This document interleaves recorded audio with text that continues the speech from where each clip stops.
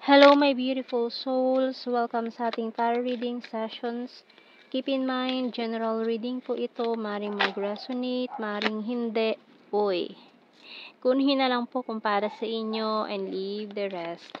Maring mag-shift na energies or magkabaliktad ang sitwasyon. Kaya kayo na pong bahala kung saan kayo nakalugar sa reading natin. Okay, let's see. Para may hinihintay ka ba na message? With this page of wands natin dito and the seven of pentacles, queen of pentacles. Okay. Kung may hinihintay ka na message, ayan, so, maring ito na.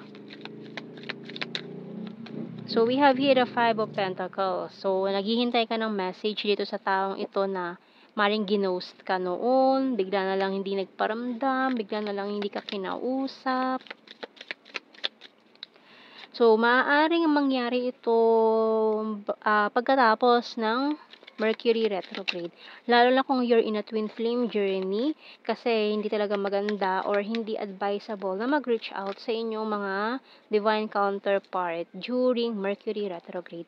So, kapag kasi may bumalik during Mercury retrograde, so, ayan, malaki ang posibilidad na magkaroon din kayo ng misunderstanding at umalis din siya agad. So, we have here the Queen of Wands, the Star, Seven of Wands, and the Moon. Meron tayong Aquarius and Pisces. So, yung bottom card is Wheel of Fortune. Okay. So, tingnan natin signs and symbol cards. Uy, coins. Doll, lighthouse, butterfly. So, ayun na nga. Kung ito ay twin flame journey, so, etong taong ito ay nagising na sa katotohanan or nakilala na niya na yung taong pinili niya is a karmic partner, hindi totoo o fake, or akala niya siguro yun yung soulmate niya or twin flame niya yung taong yun na pinili niya, pero hindi. Na-realize niya na hindi. Mali. Wrong move. Nasa maling tao siya. Kaya naggawa na siya ng move or inaayos na niya. May mga inaayos na siya behind the scenes. So, nakikita niya na etong guide. Ginaguide na siya in the right path with this lighthouse. And, ring. Scissors. So, medyo matagal na kayong no contact situation nitong taong to. Bottom card is key. Kasi na-realize niya kahit anong gawin niya, yung taong pinili niya ay hindi niya hawak yung susi sa kanyang puso, sa kanyang pagkatao, no? Hindi niya ma-unlock itong mga kailangang i-unlock sa buhay niya, sa journey niya, lalo na it's a twin flame journey, lalo kung nasa twin flame journey kayo nitong taong ito, yan, this butterfly, nagkaroon na siya ng spiritual awakening. So, na-realize niya na, nakita niya na mali yung daan na tinatahak niya. So, it's either liliko siya, pabalik siya, or kung ano man to, kung saan siya tinuturo nitong lighthouse na to. Kasi ito magiging guide niya tungo doon sa daan, tamang road na kailangan niyang tahakin, the right path for him or for her, or kung ano man. No, maaaring bumalik siya, mag-U-turn, lumiko, kanan, kaliwa, so depende, no, kung saan. Okay, so tingnan natin. Anong message ng Archangel natin dito? Kasi ang tagal niyang inignore yung mga signs. Inignore niya. Kasi pinapakita na sa kanya pero ini-ignore niya. Ayan, so anong nangyari? Mas ang tagal niya nag-suffer. Ang tagal niya tiniis, no? Kasi dinededma niya, hindi niya pinapansin. Yung mga signs na binibigay sa kanya ng universe, mga angels, ayan. Hindi niya pinapansin dinededma niya. Kasi gusto niyang panindigan yung pinili niya. Gusto niyang sa sarili niya na tama yung desisyon ko. Tama tong desisyon ko. So, paulit-ulit niya sinasabi yun, tama tong desisyon ko. Pero laging pinamumukha sa kanya, mali talaga. So, ayun, aminado siya. Nagkamali siya. So, ngayon, tinanggap niya na nagkamali siya. Okay, kasi medyo ma-pride din tong taong to. Hindi niya tinatanggap na nagkakamali siya. Ganun. So, we have here sensitivity by Archangel Haniel. You are extra sensitive to energies and emotions right now. Honor yourself and your feelings. So, ikaw, ayan, medyo sensitive ka ngayon. Maaaring na-feel mo yung vibes or yung energy nitong taong to na malapit siya or maaaring alam mo yung parang bigla ka na lang maduduwal or kahit wala ka naman nakain na hindi maganda, gano'n. So, and biglang maaalala mo siya or kasi ibig sabihin yung energy niya malapit lang or maaaring this person is thinking of you, wanting to reach out. So, tingnan natin. You excite me. So, maaaring na-excite siya makita ka ulit. Money is important.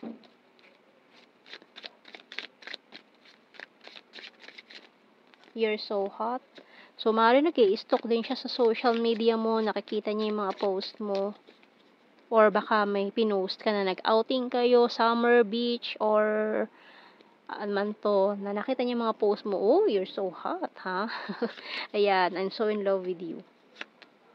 Patiently waiting. I regret rejecting you. Ayan, mga waiting energies na naman tayo. I will fight for you and you're so sexy. Oy, hot and sexy. And I can't decide. Pero may mga undecided about this. Maring ikaw or siya. Kaya hindi pa rin siya nagre-reach out. Cut off communication pa rin. Hanggang ngayon hindi kayo nag-uusap. I feel you. Ayun na. I feel you even though we are apart. O, di ba? Kasi nararamdaman niya or parehas kayo, nararamdaman niyo ang isa't isa kasi it's a strong twin flame connection, no? Na nararamdaman ninyo isa't isa. Very sensitive ang mga senses niyo ngayon, pati sixth sense. Ayan, pati intuitions, ayan, mga intuitions niyo talaga hindi pumapalya. So, we have here, I'm so attracted to you. I want to be more than friends. So many things remind me of you. So, maaari yung separation yung dalawa. Sinabi nyo na lang siguro na friends na lang kayo or hanggang friendship na lang kayo. Ganon. Pero, ayan. It's time for me to heal now. I regret lying to you. I'm becoming a better person and I knew exactly what I was doing. I want to tell you how I feel. Ayan, so marami pa rin siyang gustong sabihin. Maring sasabihin na lang niya ito kapag nagkaharap kayo. Ayan ang mga initials natin. NTL.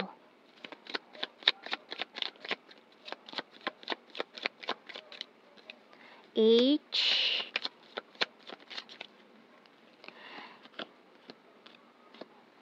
MBG. And bottom card P. Kuha tayo ng blue card natin. All strings attached. Prophecy and engagement. Uy, ring. Engagement. Parang may higher, may mga gustong level up ang connection.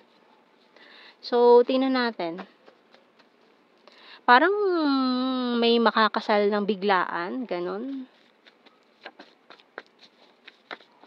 Kasi ganun kapag nakita mo na talaga yung katapat mo, yung para sa'yo, talagang hindi mo napapatagalin yan.